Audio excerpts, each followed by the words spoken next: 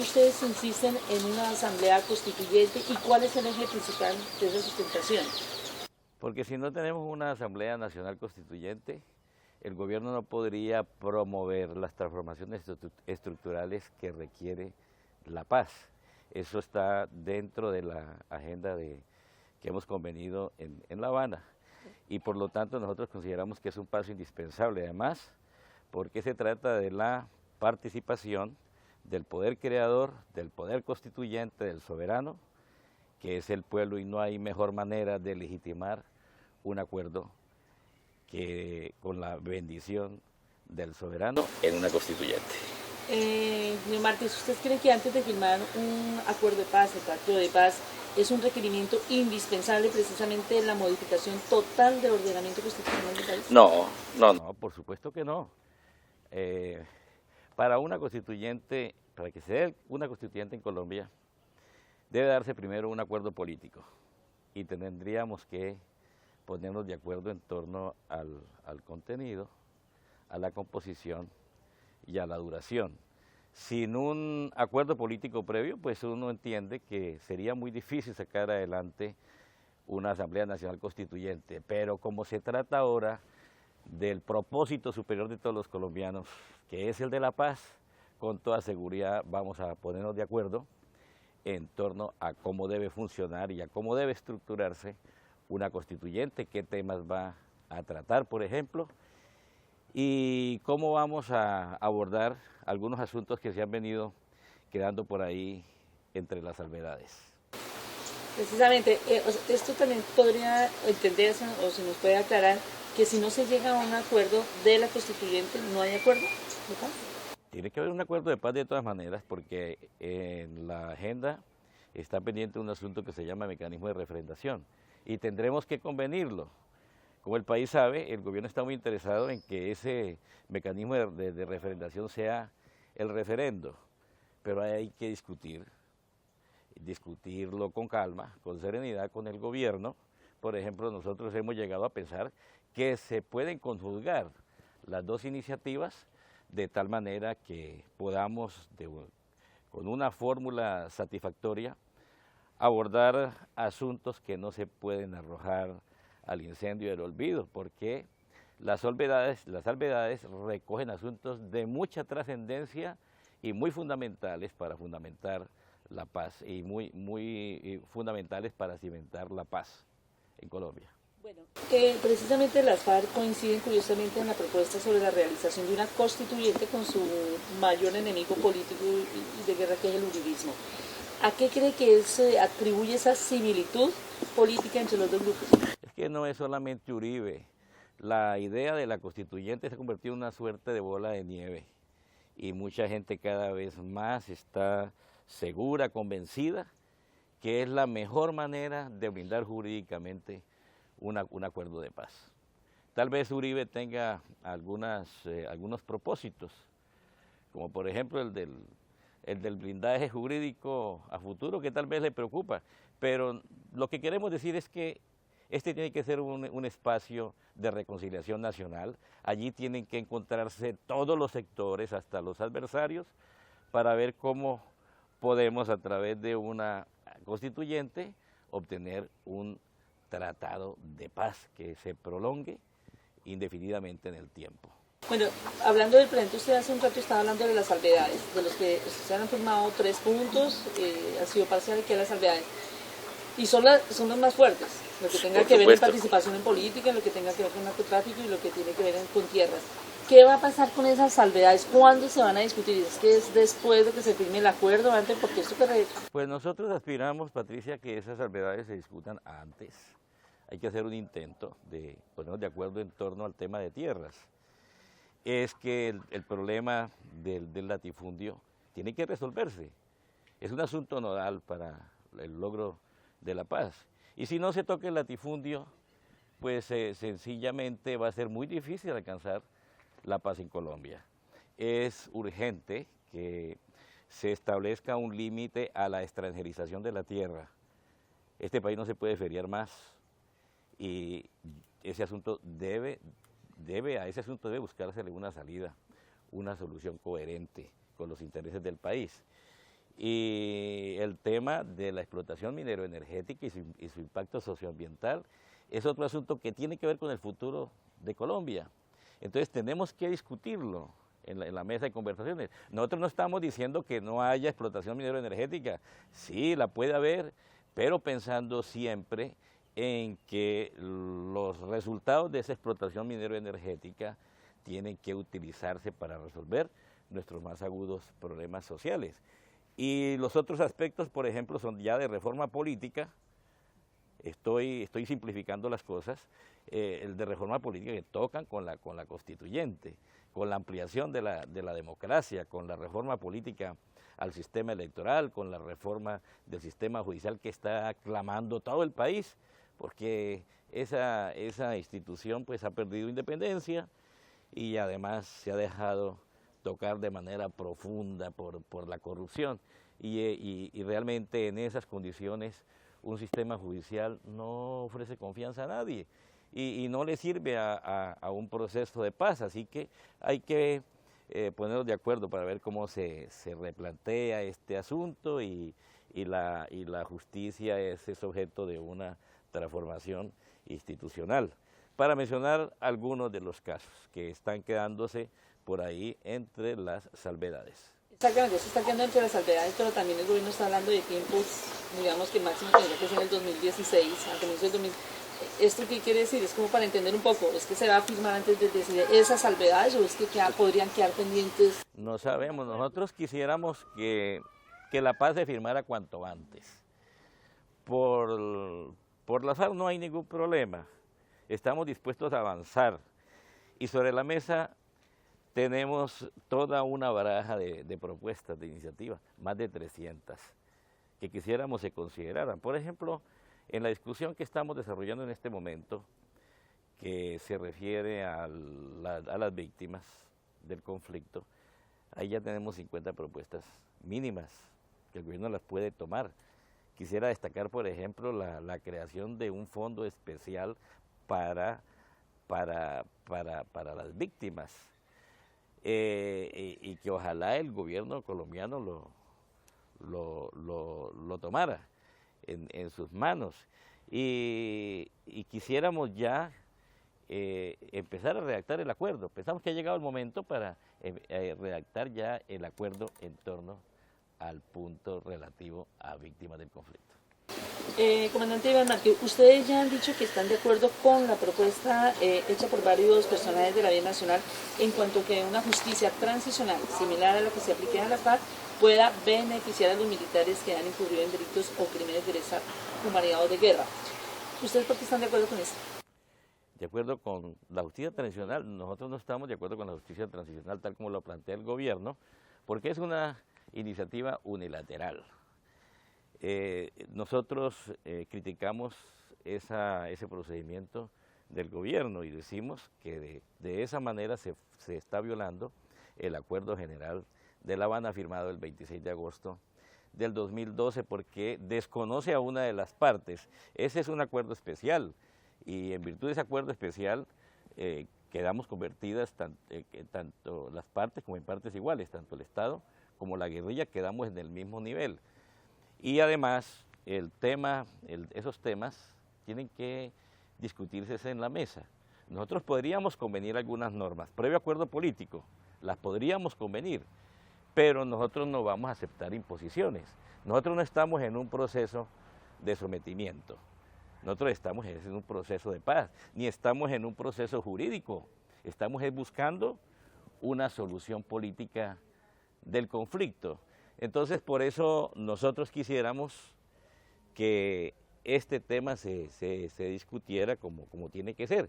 Igualmente el gobierno ha tomado otras decisiones unilaterales como la del mecanismo de refrendación. Eso tiene que discutirse primero en la mesa de conversaciones.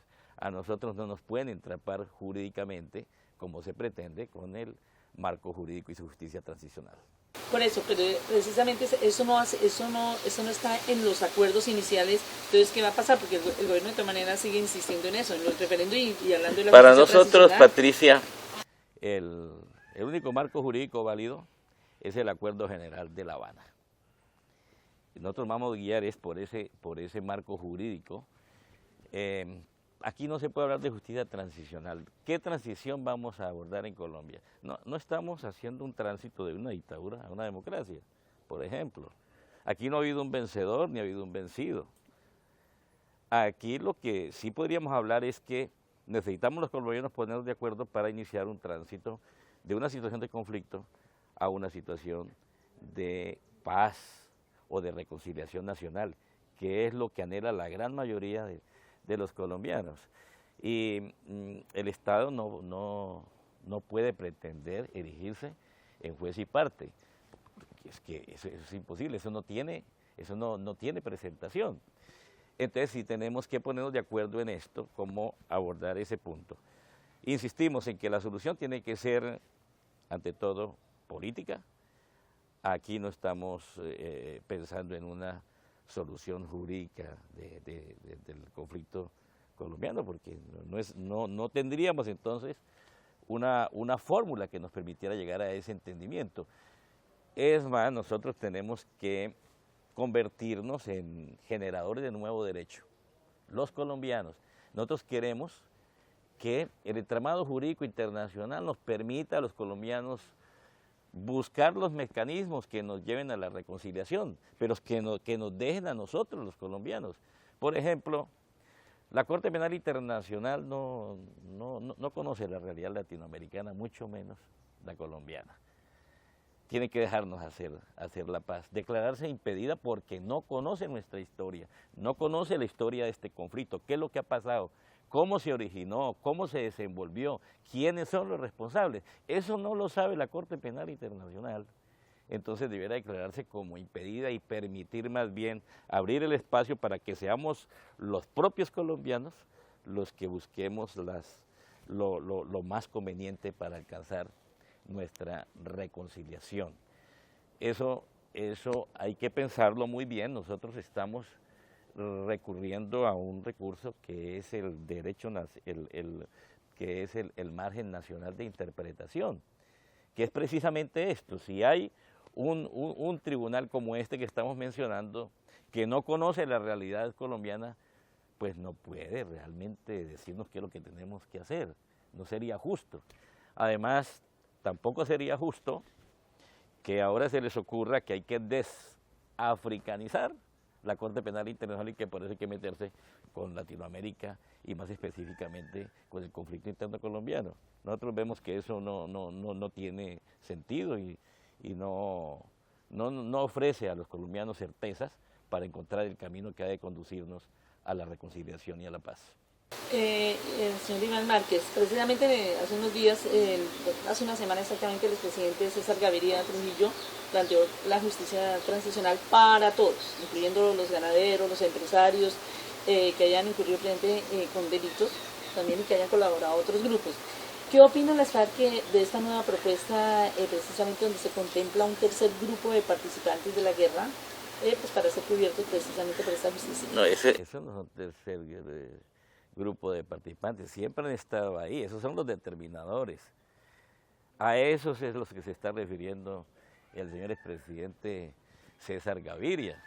Nosotros hemos dicho con relación a este asunto de los máximos responsables, que el tema de los máximos responsables trasciende los estados mayores de las distintas fuerzas, trasciende los estados mayores del ejército, de la policía, de la Fuerza Aérea, de la Armada y toca directamente al Palacio de Nariño, a los gobernantes, a los presidentes, a los ministros, a los partidos, a los terratenientes que han tenido que ver en este conflicto. Hoy en día, por ejemplo, a las transnacionales como la Chiquita Brand, como la Drummond, que financian el paramilitarismo. Aquí tienen que responder también los empresarios, los hombres ligados a las finanzas, los que se han enriquecido y han amasado sus fortunas, por ejemplo, a través del lavado de activos. Aquí no se mira el sector, lo que hace el sector financiero como principal promotor del narcotráfico, y entonces se persigue más bien al campesino pobre y a los consumidores, cuando lo que se tiene que perseguir es a los responsables de la comercialización y el lavado de activos. Por eso nosotros hemos estado observando con mucho detenimiento lo que hace la Oficina de Naciones Unidas contra la Droga y el Delito, que se refiere a este asunto del lavado de activos. Yo creo que eso es lo que se debe perseguir fundamentalmente. Está, por ejemplo, la responsabilidad de la Iglesia Católica, que ha promovido la guerra y la violencia en algunas etapas históricas. Está la responsabilidad también de los grandes medios de comunicación. Está la responsabilidad de potencias extranjeras que han tenido una injerencia en el conflicto interno colombiano, financiando, haciendo préstamos, digamos, dotando a las Fuerzas Armadas de Colombia con equipos bélicos, con tecnología militar de punta, que han contribuido al desangre de los colombianos, que han contribuido a esta guerra fratricida. Esos son los máximos responsables, pero nosotros quisiéramos decir, el presidente Santos ha reconocido ante la Corte Constitucional que el Estado es responsable por acción o por omisión. Eso está bien. Eso pues se sabe, se conoce. Nosotros queremos agregar además que el Estado es la última instancia de imputación. Es el máximo responsable. Nosotros somos una respuesta. Nosotros simplemente como guerrilleros estamos haciendo uso de un derecho universal, que es el derecho a la rebelión, el de alzarse en armas contra regímenes injustos y oprobiosos, y nosotros queremos que haya un cambio y por eso es que estamos alzados en armas. Bueno, quiero hacer esa aclaración sin pretender que no nos asista ninguna responsabilidad. Nos asiste desde ese plano y no como los causantes del conflicto. Entonces, claro, lo que dice el expresidente César Gaviria es muy importante, porque es lo que está diciendo, o todos en la cama o todos en el suelo.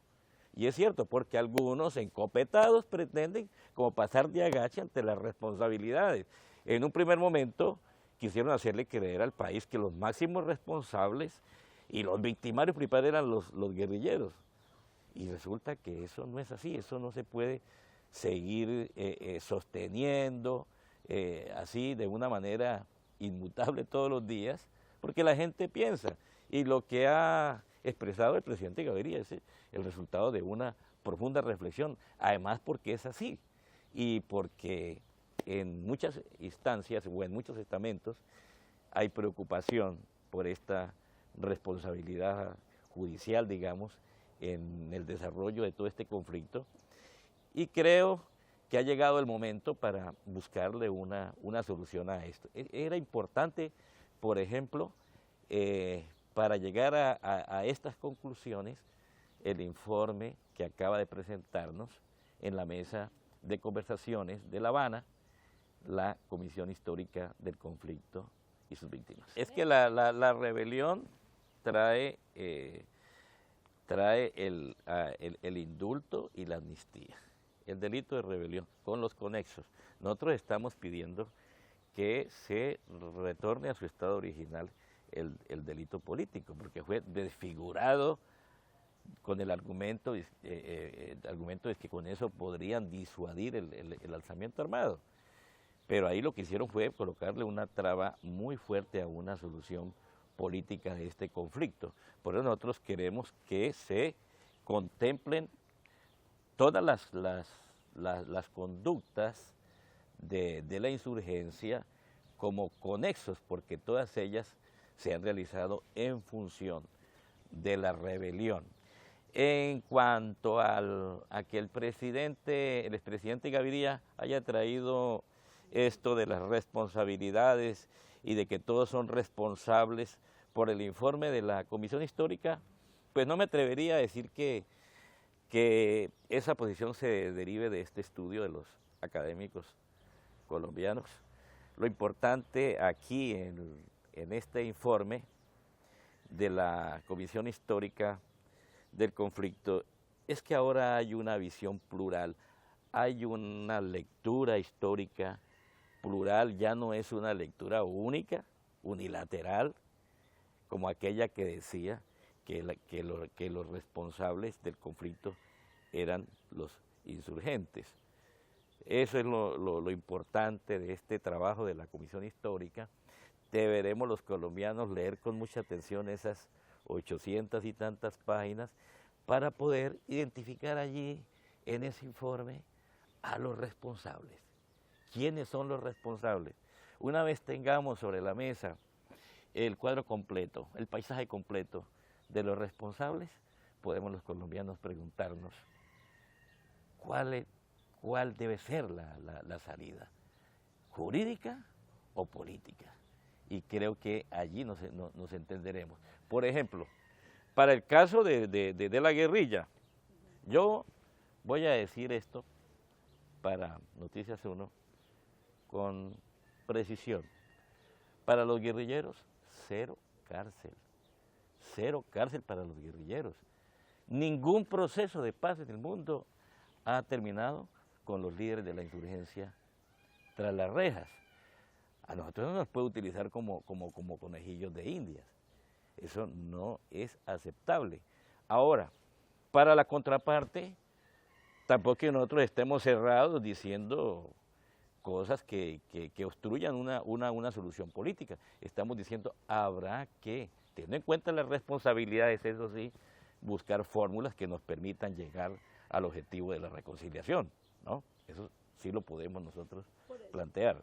Pero hablando de responsabilidad, por ejemplo, en el planteamiento de Gaviria habla incluso de un indulto para empresarios, para ganaderos y todo, que incluso me pregunta más allá, en el caso del señor Álvaro Uribe, el senador Álvaro Uribe, que ha sido también investigado, tiene unas investigaciones por conformación de paramilitares con el hermano, si se le aplicara el indulto, si se llegara a pasar, ¿ustedes están dispuestos a aceptar, por ejemplo, eso o con otro tipo de... Nosotros quisiéramos, Patricia, nosotros quisiéramos muy bien que se aplicara una suerte de indulto inocentes, porque aquí en Colombia hay mucha gente en las cárceles mire, para decirle algo que puede estremecer a la conciencia nacional, todavía hay gente presa desde esas batidas del señor Álvaro Uribe Vélez, acusándolo de apoyo de la guerrilla. Hay un poco de inocentes acusados de rebelión y hasta de terroristas, gente que nada tiene que ver con la organización en armas, ni han estado nunca en filas guerrilleras, ni uniformados, ni portando un fusil. El gobierno debiera pensar en una fórmula que permitiera establecer un indulto para todos esos inocentes. Y de paso estaríamos nosotros descongestionando las cárceles. Fíjese qué hacinamiento tan terrible que hay en las cárceles, qué injusticias se cometen ahí, qué cárceles tan más atroces las que tenemos en Colombia, por ejemplo como la Tramacúa. Yo creo que a Abu Ghraib se le puede quedar chiquita. Y ojalá miráramos este problema carcelario para ver cómo, recurriendo a estas figuras jurídicas que son aplicables, el gobierno las puede tomar, podemos resolver un poco esa situación de injusticia que se vive en las cárceles del país. Sí, eso para los presos, como usted acaba de decir, que no tienen nada que ver, digamos, con la rebelión ni nada. Pero si volvemos al caso de los empresarios, estarían también dispuestos, o sea, como para realmente llegar a un proceso de paz. Hay que discutirlo, el país tiene que discutir todo esto. Y para eso se requiere que la opinión pública nacional le dé la bendición. ¿Que esté de acuerdo? ¿Qué hacemos nosotros? Lo que diga el país, lo que diga la sociedad, el país nacional, la voluntad nacional, que es que es la que debe realmente dar una definición a este problema. ¿Cuáles son los parámetros inamovibles para la entrega y dejación absoluta de las armas que tienen en su poder? Usted me habla de entrega, nosotros hablamos en la agenda de dejación de las armas. La dejación de las armas, eso no está, digamos, en cuestión. Será el resultado de un proceso que debe iniciarse con una fórmula que nosotros ya hemos planteado. ¿Cuál es esa fórmula? Es su no utilización en política. No las utiliza la insurgencia, pero no las utiliza el Estado. El Estado le confió a las Fuerzas Armadas o el país unas armas para defender la sociedad y para defender el territorio, pero esas armas las volvieron contra su propio pueblo, lamentablemente. y entonces las Fuerzas Armadas colombianas se vieron involucradas en el exterminio de alternativas políticas, en victimizaciones colectivas de movimientos políticos como la Unión Patriótica, Luchar, el Frente Popular, organizaciones sindicales, y también victimizaciones de líderes, de organizaciones populares, de organizaciones sociales, generándose pues una situación muy grave en este sentido. Entonces lo que nosotros queremos es que esas armas no sean utilizadas en política. La guerrilla de la FARC se compromete en esas circunstancias a no utilizarlas en política. Creo que es un convenio que favorece al país, que hay que buscarlo de todas maneras. Y nosotros complementamos esta iniciativa con que el ejército entonces se dedique a cumplir el rol que le asigna la Constitución, que es el de defender las fronteras patrias. Es lo que nosotros queremos ver al ejército jugando ese papel. Creo que lo hemos dicho ya en otras ocasiones. Es la oportunidad de que el ejército colombiano se coloque a la altura de los demás ejércitos del continente. Ellos que se dedicaron pues a esta función de seguridad externa y no a lo interno, a perseguir al ciudadano, pues están un poco más fortalecidos, hay que decirlo, todos estos ejércitos, que el ejército de Colombia. Nosotros quisiéramos que el ejército de Colombia asumiera ese papel de defensa de las fronteras patrias como tiene que ser, que tenga posibilidad de tecnificarse para que pueda cumplir mejor ese rol, pero al mismo tiempo para que disponga de espacios para que los oficiales puedan ir a las universidades, como ocurre con la oficialidad de los otros ejércitos del continente, para que puedan dedicarle más tiempo a sus familias, para que realmente puedan contribuir a la convivencia, puedan contribuir a la reconciliación con ideas, con estas ideas que surgen porque se tiene oportunidad de estudiar y porque se tiene más tiempo para pensar y para estar, digamos, en el seno de la familia, que permite, digamos, entender esa dimensión de lo familiar, del amor familiar y de algo que debiera extenderse para todas las familias colombianas. Bueno, nosotros tenemos unas excelentes relaciones con los señores generales que están en la mesa de conversaciones. Me refiero al general Jorge Enrique Mora Rangel y me refiero al general Naranjo. También ha empezado a incursionar en La Habana, y en la mesa de La Habana el general Flores. Lo hemos calificado como un hombre muy jovial, con el que se puede llegar a entendimientos. Son gente de mente abierta. Estamos seguros que ellos quieren la paz para Colombia, como la queremos nosotros. Y si se dan esas dos circunstancias, pues podemos decir que hay de hecho, un ambiente favorable para el entendimiento, sobre todo cuando vayamos a abordar aspectos que tocan asuntos militares como los que nos proponemos abordar próximamente en la subcomisión técnica. Ejemplo, cese al fuego bilateral y definitivo y el asunto de la dejación de las armas. Pero, ¿usted cree que el general Mora o ellos sí podrían estar representando, digamos, la mayoría de los militares, la mayoría de los generales?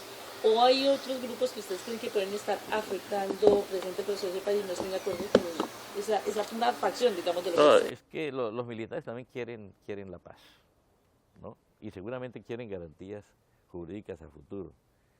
Y es justo que ellos aspiren a eso y que libren su pelea. Les toca a ellos librar esa pelea. Nosotros no vamos a atravesarnos en el camino. Pueden librar su pelea. La gran mayoría, reitero, de los señores oficiales quieren la paz para Colombia. Han estado un poco con esa interferencia nociva de algún personaje, ¿no? Pero creo que ellos han empezado a entender que no hay nada mejor para Colombia que la reconciliación. Y hablando de esa reconciliación, por ejemplo, ¿ustedes estarían de acuerdo, por ejemplo, como el general Uzcategui, tenemos a Rito Alejo, tenemos otros que han sido condenados, unos por omisión y otros por acción? ¿Estarían dispuestos a que se revisara también eso para que ellos pues también entren en juego en todo este proceso y de una justicia? Bueno, entre los puntos que tenemos que abordar próximamente está el de la revisión de los procesos de los guerrilleros, de lo que ellos llaman los apoyos de la guerrilla. Pues ese es un punto que está, pero referido a la guerrilla. Habría que pensar en alguna fórmula, pero como les estoy diciendo, eso corre por cuenta de la institución militar, ¿no? Bueno, si avanzando las negociaciones el grupo del gobierno llega a la conclusión que los miembros de las FARC que firmen la paz no pueden ejercer sus actividades políticas durante este tiempo, ustedes tendrían, porque tendrían que pagar una sanción, o porque tendrían que pagar cárcel, ¿ustedes aceptarían este tipo de compromiso? Ese es un contrasentido. ¿Cómo se le ocurre al gobierno pensar eso? Eso no aplica a la realidad del conflicto colombiano, ¿no? Entonces, así así lo que se hace es obstruir el camino de la paz. Y nosotros entonces queremos en este aspecto reiterar que es necesario quitar la enredadera jurídica que le han tendido al campo de la paz. Si queremos avanzar y pensamos en eso, si realmente el país quiere avanzar de una manera mucho más rápida en la construcción de un acuerdo final de paz, es necesario desbrozar ese camino, quitar todas esas trampas jurídicas que han tendido en el camino de la paz que pretende llevar a los guerrilleros a la cárcel. Así no se fabrica, así no se construye un acuerdo de paz. Eso hay que removerlo necesariamente y lo más pronto posible si queremos avanzar hacia el acuerdo final. Usted me está hablando del 16, me dijo hace un rato, ¿no? Ojalá, y ojalá antes, pero quiero decir que eso no depende de nosotros. Muchas veces se dice que la guerrilla no avanza, ¿no? No, nosotros hemos puesto todas nuestras propuestas ahí en la mesa de conversaciones. No se nos puede decir que no tenemos iniciativas, porque las tenemos. Necesitamos respuestas de la contraparte y creo que el gobierno, si las analiza bien, creo que se puede generar un ambiente mucho más favorable para avanzar en la construcción de estos acuerdos. Precisamente ustedes han dicho hasta ahora que tienen toda la voluntad para avanzar en el proceso de paz y que están decididos a no frenarlo. Dígame si hay algunos motivos, independientemente de lo anterior, que harían pararlos a ustedes de la mesa y cuáles serían. Mire, nosotros estamos buscando la paz para Colombia con determinación. Nosotros estamos desarrollando aquí un mandato de las bases guerrilleras, del Estado Mayor Central y de su secretariado. Queremos atender el clamor de las mayorías nacionales que quiere paz. Y estamos aquí dispuestos a buscarla sobre la base de unos mínimos de justicia social, de ampliación de la democracia, de la remoción de causas que han generado este conflicto y sobre todo de soberanía para esta patria que la ha tenido de una manera muy, pero muy precaria. Queremos tener soberanía plena. Sobre esa base nosotros podemos incluso atender el llamamiento que nos han hecho en las audiencias de las víctimas, todas las personas que llegaron acá a La Habana a plantearnos sus dolores y sus visiones sobre las soluciones, que no nos levantemos de la mesa. Estamos dispuestos a no levantarnos de la mesa para hasta llegar a la firma del acuerdo final. Por eso, hablando de víctimas, ¿cómo sería la reparación? Dicen que no. Usted ya me acaba de decir que y lo ha dicho muchas veces que no. La mejor reparación, la reparación que realmente necesita este país es la remoción de las causas que generaron el conflicto para garantizar de esa manera el nunca más, el que no va a haber repetición se tiene que recurrir a la verdad, hay que decir la verdad, hay que hablar con la verdad. Y hasta me atrevo a decir, las partes, todos esos responsables que señala el expresidente el presidente Gaviria, tienen que pedir un perdón político colectivo y a comprometerse con un nunca más. Si dicen que no van a pagar un solo día de cárcel, ¿cómo sería esa reparación? O sea, estar por ejemplo, en los campos, al estilo que pasó con los paramilitares que estaban concentrados, o es que van a hacer política o van a reconstruir escuelas. ¿Cómo sería esa reparación con las víctimas? Delitos que han cometido, dice usted. Estamos diciendo que nuestras actuaciones todas han sido en función de la rebelión. Son entonces estas conductas susceptibles de indulto y amnistía, por una parte. Pero también quiero aclarar que nuestras acciones no pueden, digamos, clasificarse en algo que las convierte en actuaciones de lesa humanidad, que es la sistematicidad. Nosotros hemos causado daño, sí, debido a errores que se han cometido en la guerra, como el caso que usted menciona de Bojayá. Y nosotros, como el país lo sabe, hemos hablado con las víctimas de Bojayá. Lamentable lo que ocurrió años atrás en la población de Bojayá. Un combate entre guerrilleros y paramilitares, con unos señores del ejército y de la armada haciéndose de la vista gorda, que permitieron, que toleraron, que no escucharon las alertas tempranas que dio la población sobre lo que podía suceder, pero que sin ninguna intención se causó ese daño. Porque nadie iba a saber que en aquel lugar, en aquella edificación estaba la población concentrada. Se estaba en un combate con los paramilitares. Realmente, pues sí, fue un error que se cometió ahí y por eso se le han pedido las disculpas a la población de Bojayá. Nosotros estamos con esto indicando también nuestra disposición a admitir, a reconocer estas cosas. Pero aquí yo creo que la justicia no es cárcel. Yo no sé por qué algunos asocian justicia con cárcel. Es que no necesariamente esto tiene que resolver con cárcel. Y lo digo para todos los actores del conflicto. Quiero dejar claro eso. Esto también se puede resolver con verdad, ¿no? Con verdad, con reparación. ¿Cómo es esa reparación? Bueno, la verdad es que le van a contar. ¿Cómo sería esa reparación ya? Pues estamos hablando, yo le hablé hace un momento de que estamos pidiendo la creación de un fondo especial de reparación integral a las víctimas. FERI, así lo llamamos. Y de ahí tienen que salir los fondos para la reparación. Por ejemplo, Para la reparación.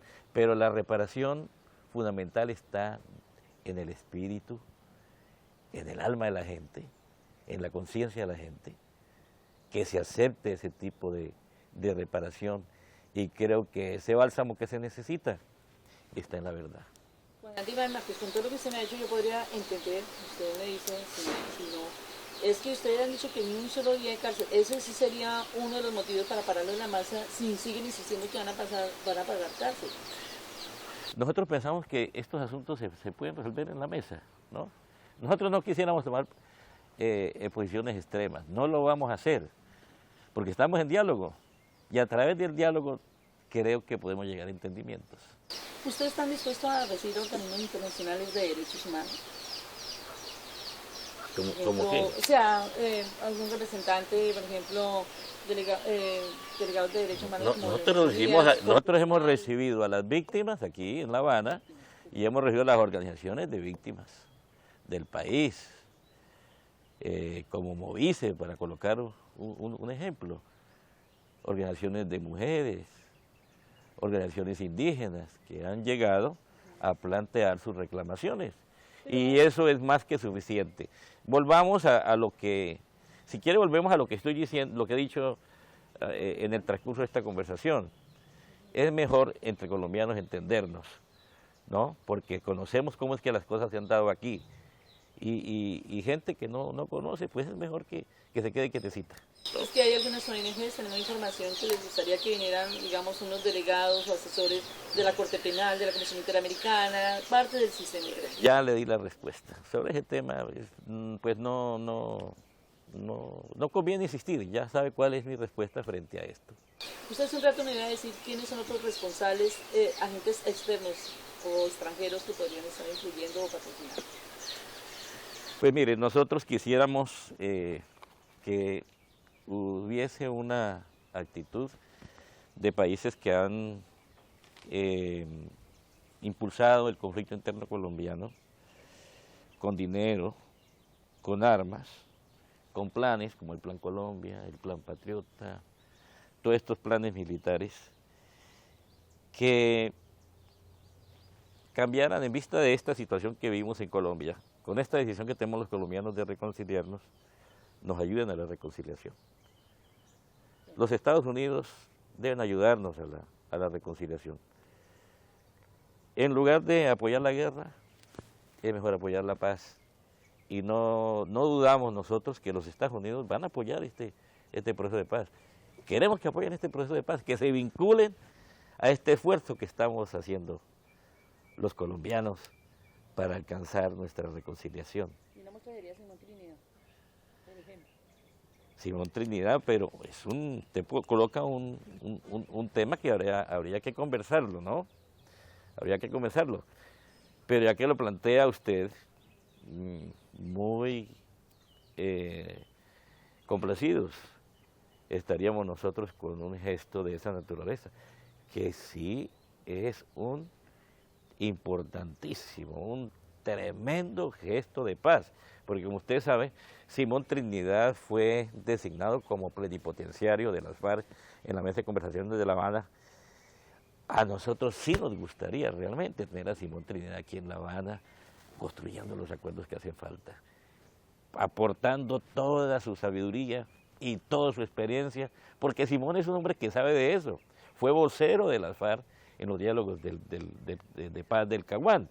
Luego él tiene mucha experiencia acumulada y podría ayudar a construir ese acuerdo final que todos los colombianos estamos esperando. Bueno, hay una propuesta que hicieron que ustedes vayan al Congreso a exponer sus ideas y todo eso, pero primero que todo, ¿cómo vio esa propuesta? Que participen, vayan al Congreso y La propuesta es del senador Jimmy Chamorro, la saludamos, agradecemos ese gesto cordial que nos ha hecho y creemos que es una necesidad ir al Congreso para que a través de este escenario el país conozca de los avances del proceso de paz que se está desarrollando en La Habana. Nos parece bien, si nos invitan nosotros no tenemos ninguna objeción. Bueno, ya salió el presidente del Congreso a decir que delincuentes no se pueden tener en el Congreso y el ministro de la Defensa también dijo que eso me ha dicho es casi imposible. Ese es el lenguaje que está utilizando el señor presidente del Senado, es el lenguaje del pasado. No coincide con el sentimiento de paz que alberga el corazón de los colombianos. Y creo que a él no le conviene hablar de delincuentes, ¿no? En el Congreso hay personas, hay representantes y senadores muy respetables, ¿no? que merecen el reconocimiento del país, pero hay otros que no tanto. De modo que es mejor que el señor, se llama José David Name, no hable de esas cosas, que abandone esa actitud excluyente, intransigente, y más bien ponga su inteligencia a disposición de lo que quieren todos los colombianos. Que se sintonice, que se meta en la onda de la paz, que es lo que realmente necesitamos para poder llegar a este propósito superior. Hay que con los que hemos estado comentando y otros analistas y dicen que esa invitación al Congreso podría, ustedes me han dicho en qué condiciones irían allá para no tener en la mente, porque se recuerda que también los paramilitares llegaron allá, el señor Mancuso esas llegó. comparaciones odiosas. No. Los paramilitares no tenían una visión de país. Nosotros vamos a hablar de la Colombia del futuro. Nosotros tenemos una visión de país y tenemos iniciativas en todos los campos que quisiéramos plantearlas allí en el Congreso de la República. Más allá de las comparaciones, no es que sea comparación, sino que es lo que puede quedar en la opinión pública. O sea, ¿ustedes con qué condiciones también irían? Que el país empiece a borrarse de la cabeza que los paramilitares es un proyecto, el paramilitar es un proyecto contra el frente del Estado, ¿no? Y tienen una responsabilidad enorme en todo lo que ha sucedido en nuestro país, sobre todo con la degradación de la guerra. Que lo que se podría escuchar en el Congreso en esta nueva ocasión es a unos guerrilleros, unas banderas políticas que se conocen, son ampliamente difundidas, que deben tenerse en cuenta si queremos traer para este país ampliación de la democracia, justicia social y soberanía. Usted estuvo en el Congreso.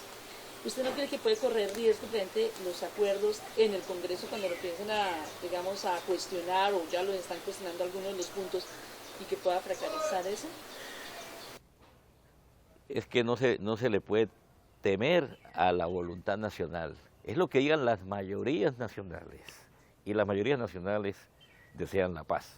Se está diciendo en las últimas horas, dijeron que el paisa va a venir acá, pero que les va a venir a hacer un reclamo y que se van a reunir todo porque... ¿Cuál paisa de tantos paisas que hay en Colombia? Que no es gente muy buena además, ¿no? Teófilo Forero, lo está diciendo el coronel Arias. Entonces, lo que a Oscar. A Oscar. Bueno, ¿lo dice quién? El coronel de la República retirado dice que el paisa va a venir aquí a La Habana, se va a reunir con usted para pedirles explicaciones qué es lo que está pasando con el proceso porque no está de acuerdo en algunos puntos. ¿Quién sabe cuáles serán las fuentes de ese señor coronel? Pero me temo que está haciendo un ejercicio fallido de adivinación. Usted en las últimas horas se refirieron a Stendhal, un pastor que estaba haciendo, y ahora los indicaron también de guerrillero. Imagínese usted, ¿bien? Entonces, claro, tuvimos que salir a hablar de Martin Stendhal, que es un misionero estadounidense, que como dice su abogado, reparte Biblias y predica la palabra. Aquí en Colombia hay mucho creyente. Hay que respetar eso, ¿no? Y en honor a la verdad, ¿cómo se le puede llamar? ¿Cómo se le puede acusar de rebelión a este señor? Y como lo dije hace poco por ahí en un Twitter, la policía de Cundinamarca está totalmente descachada. ¿Cómo se le ocurre confundir evangelización con rebelión? ¿No? Francamente. Y por eso es que se han dado tantos casos de injusticia en Colombia. Ese es un paso positivo judicial. Tienen que recoger eso, ¿no? Ojalá en el desarrollo de este programa ya hayan liberado a este señor. Comandante Joaquín Gómez, se entiende que todavía hay salvedades en los acuerdos. ¿Cómo podría afectar esto más adelante si no se resuelve?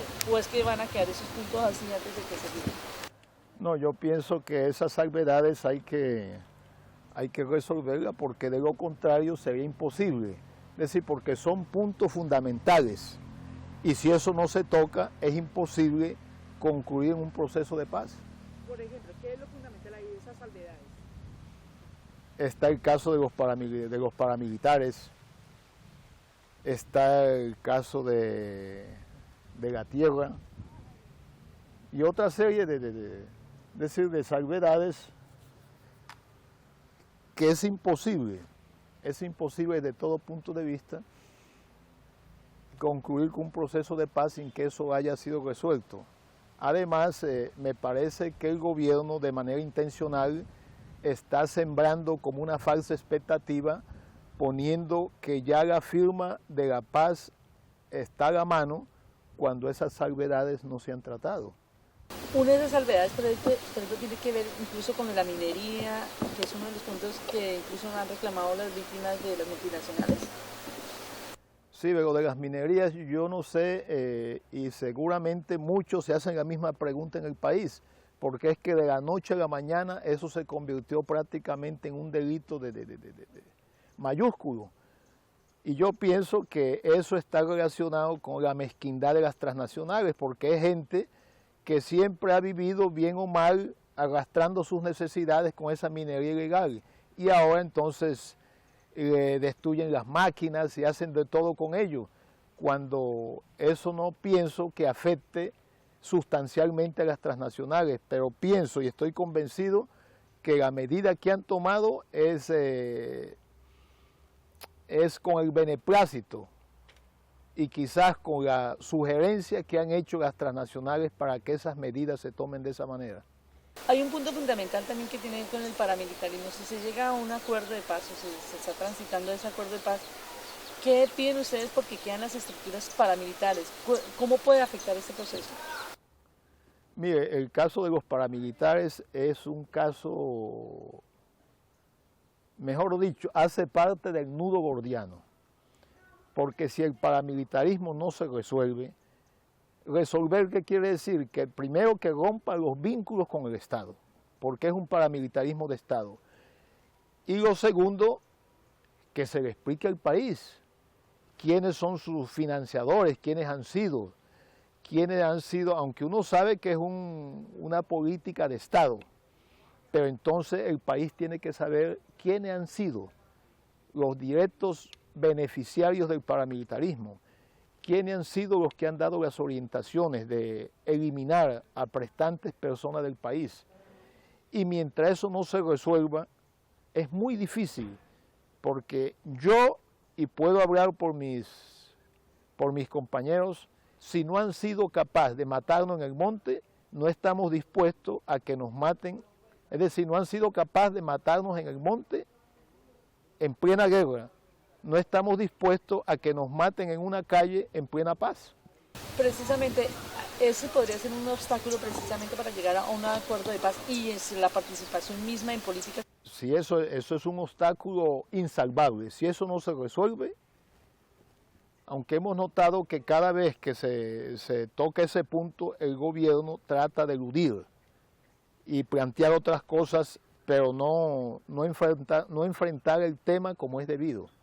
Precisamente se está diciendo que no hay paramilitarismo, sino que son las BACRIM, que están los rastrojos y que son residuos o reductos de lo que quedaron. Eso es un... Mire, eso es una estratagema que se han inventado. Es decir, a los paramilitares les cambiaron de nombre, pero siguen siendo los mismos paramilitares. Y la muestra es que han seguido actuando. ¿Y contra quiénes han seguido actuando? Han seguido actuando contra los líderes políticos. Ahí tenemos el caso de los reclamantes de tierra, que es una gente completamente humilde, que su único pecado es reclamar lo que ellos le quitaron por medios violentos. Y eso ha sido causa y es causa de que los estén matando, bajo una completa impunidad. Van matando más de 70 y no pasa nada. Eso quería decir también, entonces, que estarían incumpliendo el primer punto del acuerdo que tiene que ver con lo agrario, parcialmente, o sea, frente a la restitución de tierra, entrega de tierras. No, es que ese es otra inquietante pregunta, que a pesar de que allá haya unos acuerdos parciales, el gobierno, a través de sus proyectos, está planteando todo lo contrario de lo que rezan los acuerdos, que se ve que va como en contravía, que no es buscando la paz, sino deseando cambiar cosas superficiales para que todo siga lo mismo. En varias zonas del país están las BACRIM, están los rastrojos. Entonces, ¿qué tendría que en este momento que hacer el gobierno si se está avanzando a un proceso de paz y una exigencia es acabar con el paramilitarismo? Yo pienso que el gobierno lo que tendría que hacer es quitarles el antifaz, porque ese antifaz se lo han puesto con el beneplácito y la complacencia del mismo gobierno para enredar ingenuos, porque esas famosas BACRIM tienen vínculos con inteligencia militar y son los mismos paramilitares de antes. y por ello están actuando con los mismos métodos de antes, porque es que son los mismos. Hablando de eso, hay una relación lo que la propuesta ahorita de Gaviria ha dicho, planteando una justicia transicional para ganaderos, para los empresarios. ¿Ustedes cómo ven esa propuesta?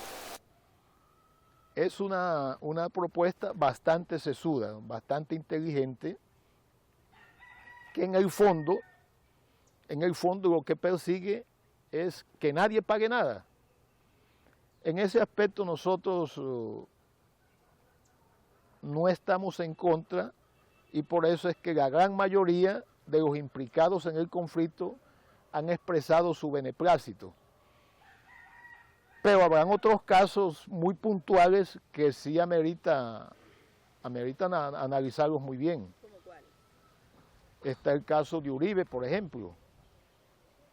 Es que el caso de Uribe es un caso bastante interesante, porque es que todos los delfines, todos los alfiles de Uribe están en la cárcel.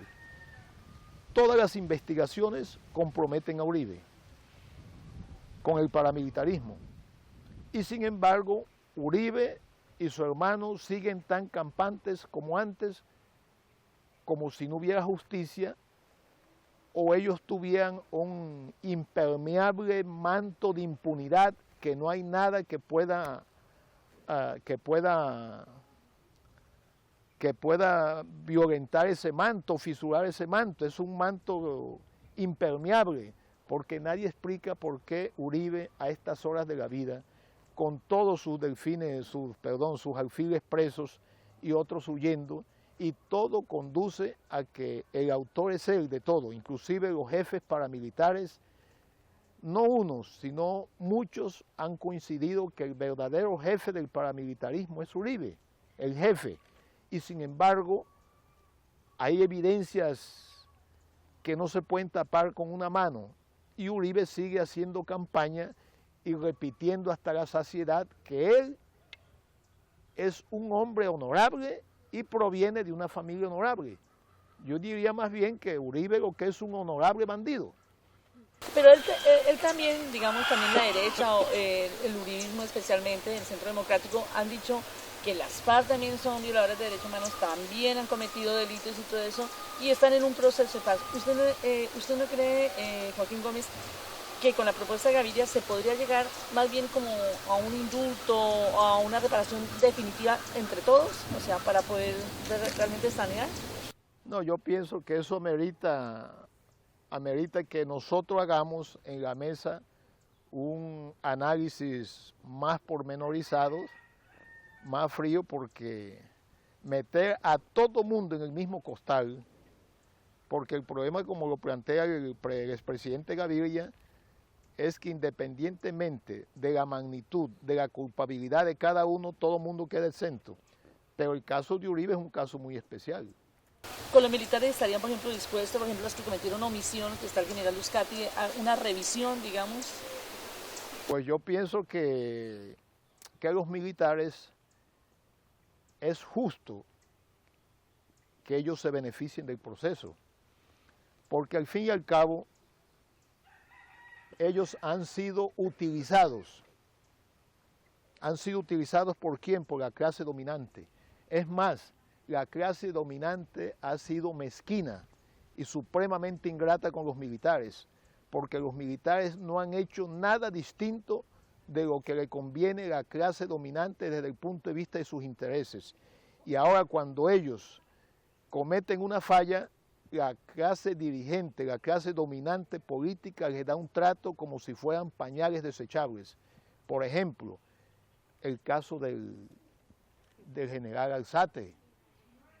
Ese caso lo trataron con las patas, inclusive surgieron algunas versiones en los mismos cuarteles que solamente buscaban matar moralmente al general, porque al fin y al cabo lo que nosotros sabemos es que él estaba en una misión prácticamente de Estado. Él estaba buscando atraer a la población para una acción cívico-militar, digamos. Pensaba hacer algunas obras y no se puso el uniforme porque él es un hombre inteligente y sabe que el uniforme, así como está el ejército ahora deslegitimado por tantos crímenes, comenzando por los falsos positivos, sin decir que todos los militares son lo mismo. Ahí hay gente honesta, hay militares profesionales, muy buenos.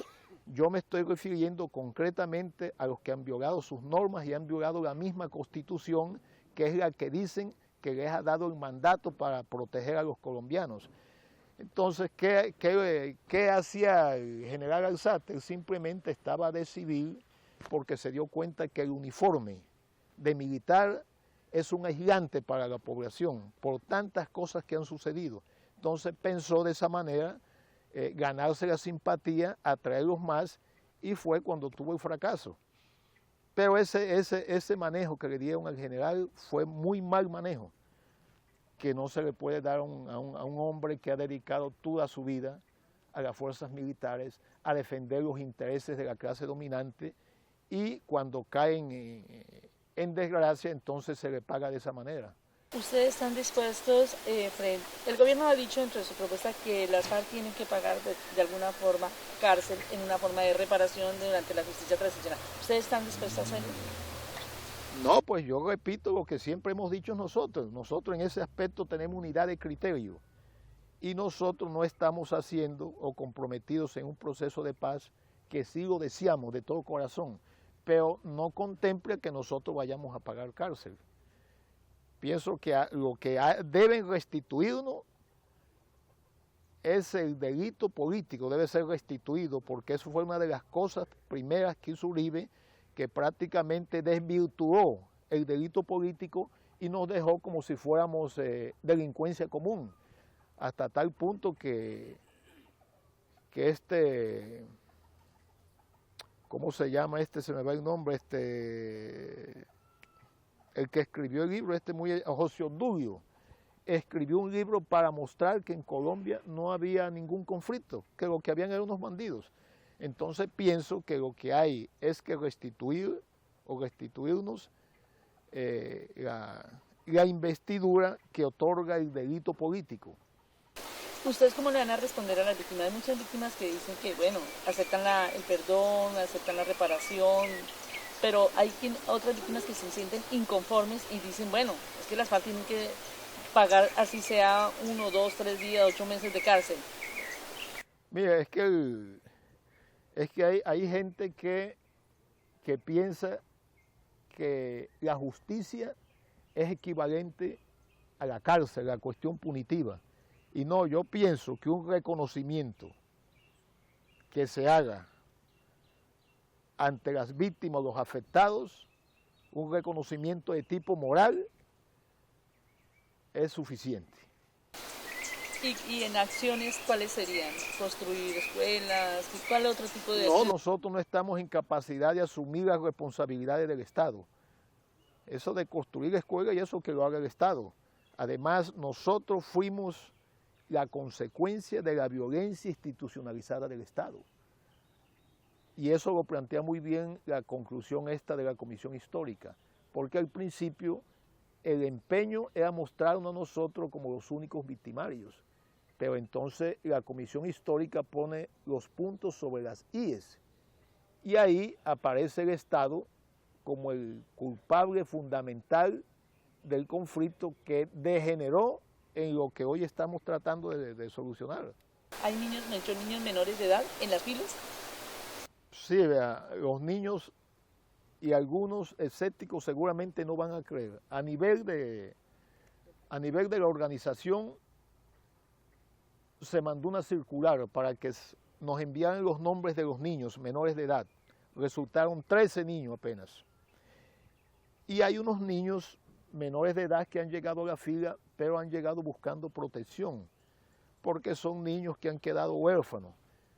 Los paramilitares le mataron a los papás y quedaron en completa orfandad. Y hay otros niños que son hijos de jefes guerrilleros. Y lógico, nosotros tenemos la obligatoriedad moral y revolucionaria de recibir a esos niños. ¿Y no van a seguir, reclutando niños menores de cuánto? Menores de 17 años. ¿Y por qué antes estaba en 15 y ahora decidieron cambiar? Decidimos cambiar es decir, para ajustarnos porque se decía que de 15 años es una edad muy temprana. Consideramos que de 7 años, de 17 años es suficiente porque vea, la otra vez se reunieron unos empresarios donde hubo representantes del gobierno para determinar a qué edad se le podía vender bebidas alcohólicas a los niños, a las personas, a los jóvenes, mejor dicho, a los jóvenes. Los representantes ahí de organizaciones civiles propusieron que fuera a los 17 o 18 años y los empresarios, junto con los del gobierno, estuvieron de acuerdo que fuera a los 14 años. Nosotros consideramos que 17 años es una edad normal que la persona decide por sus hechos, es responsable de sus determinaciones y viable. ¿Usted qué piensa sobre una última información que ha sacado un coronel retirado que dice que alias el país va a estar aquí en La Habana a pedirle explicaciones al secretariado porque no está suficientemente enterado por el proceso de paz? ¿Ustedes cómo ven eso? Pues yo pienso que es la sociedad colombiana que debe pedir explicación al coronel para que se deje de tanta ficción y no invente tantas mentiras. Es decir, por ese tipo de información uno puede hasta concluir que ese coronel retirado es uno de los francos tiradores agazapados contra el proceso de paz, porque resulta que aquí en la FARC no hay disidencia. Aquí existen todas las instancias para que la persona plantee sus inquietudes. Aquí es dirección colectiva, es un cuerpo colegiado, y si alguien es decir, expresa sus puntos de vista por fuera de los conductos, tendrá que responderle a las instancias determinadas. Y el país, entre otras cosas, siempre se ha caracterizado por ser un hombre supremamente subordinado. Y ese cuentico yo me lo conozco porque yo mismo fui víctima de ello. Decían la fuente de la misma inteligencia militar, pero no este coronel, lo que deja entrever que hay bastantes de esas fuentes, que decían que yo tenía disidencia, que el bloque sur no sé qué, que no estaba de acuerdo. Eso nunca se ha dado y nunca se va a dar, porque si hay algo que caracteriza nuestro movimiento es la unidad de criterio. Siempre son determinaciones, las tomamos en colectivo como si fuera algo monolítico, o no como si fuera como algo monolítico. Y aquí ese tipo de disidencia no existe. Solamente puede existir en la mente del oficial embustero que hay que preguntar cuál es la fuente. ¿Ustedes están dispuestos a ir al Congreso como una propuesta que hizo el congresista Chamorro para plantear sus opiniones, sus discusiones? Yo pienso, es decir, primero pues hemos recibido con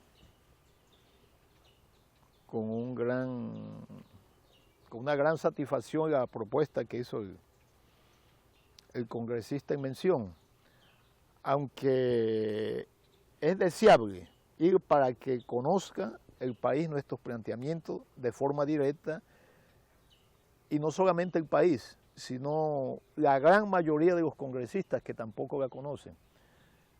Ahí el problema que yo veo es de seguridad, porque la seguridad, eso se volvió un monstruo que después que lo hicieron se le está saliendo a medio mundo de las manos. Y digo esto porque hasta el mismo gobierno, sus altos dignatarios, han sido víctimas del monstruo que con cierta complacencia de ellos mismos se inventaron. Cuando se habla de seguridad, ¿a qué se refiere? Cuando estén allá, ponen un atentado, los pueden coger, ¿a qué se refiere? Exactamente. Me estoy refiriendo a ello porque los tentáculos del paramilitarismo como fuerza auxiliar del Estado están intactos.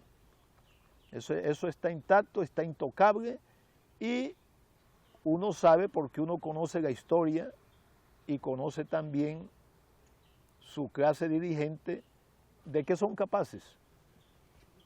Hacen un atentado, matan a cualquiera nuestro y después dicen, no, que fue no sé quién de la Balcrín, que fue no sé quién de los jurabeños, y cualquier historia se inventan y con eso despachan el país.